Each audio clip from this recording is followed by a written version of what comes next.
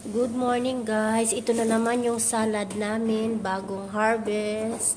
Ito yung radish. Tingnan nyo, oh, ang gaganda. Tapos ito naman yung roka. Wow, ito yung ang ganda ng carrots. Oho, ito yung coriander, kisbara.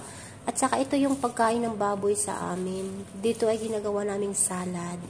Tingnan nyo guys, oh, ang ganda. Ayan. Lahat ay pagkain ng kambing to.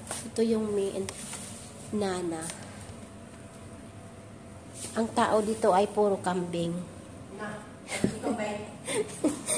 Sabi ng kasama ko daw, hindi daw siya kambing.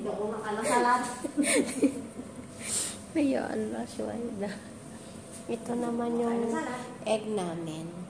Kaunti lang. Hindi masyadong nangingitlog yung manok natin, no? Pag malamig. Pag malamig. Pag tao. La, summer naman ngayon lang yan na yan.